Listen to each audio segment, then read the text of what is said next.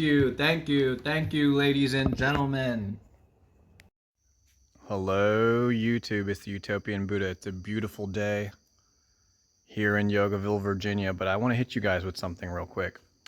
So, when I was in my early 20s, I was seized, I was encompassed, I was taken up by a blissful experience of the archetype of the self. I saw the mandala, I saw the opposites of reality merging into the center of a circle. And as my inner vision entered that center circle, I disappeared into a void of pure bliss and delight.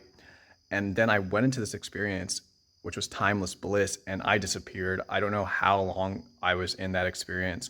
I was actually driving along a road when this vision seized me. I was an atheist at the time. I didn't even believe in God. And this spiritual experience changed everything.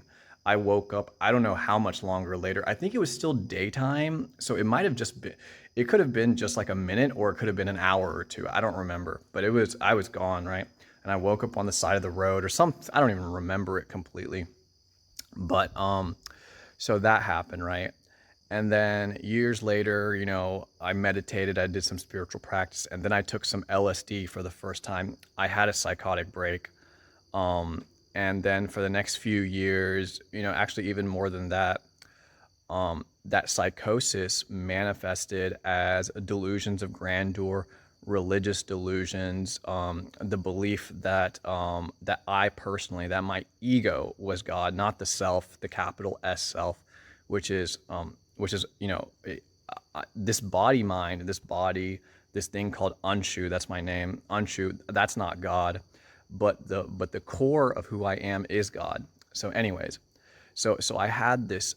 So first I want to connect that experience of the archetype of the self, which is the central archetype in Jungian Carl Jung's psychology, with the fact that when I did have a psychotic break, Jung calls psychosis, or calls a psychotic break. What happens when you have a psychotic break is that the unconscious overwhelms the conscious mind, right? The unconscious, and in my case, it was the collective unconscious, because the archetype of the self is the center of the collective unconscious as well. But so connect that, right? So I had a vision of the archetype of the self, and then when I had a psychotic break, I had spiritual delusions, right? I had delusions of being God, as if I was God.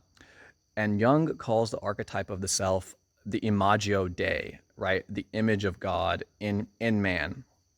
So and then the crazy thing is, a lot of people, when they fall into psychosis, they never heal.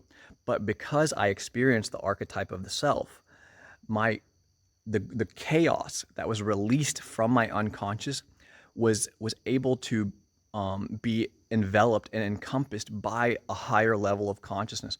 When I came back to sanity from that psychotic break, I came back a different person. My consciousness was, even now, right? Like I'm not identified with my body all that much. Sometimes I get lost in my mind, but I'm not in my body. I'm always like, I'm looking at this nature right here. I'm all of it, man. I'm all of it, right? So the greater chaos was able to be integrated by the greater order. The collective unconscious was able to be integrated by the greater order of the self, which is not just an archetype, which it's an actual realized experience.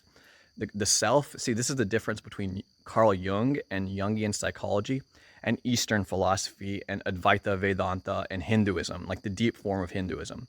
The deep schools of Hinduism is that the deep schools of Hinduism say that you don't just experience the archetype of the self, you can actually realize the archetype of the self so deeply that it's no longer an archetype, it's just your lived experience.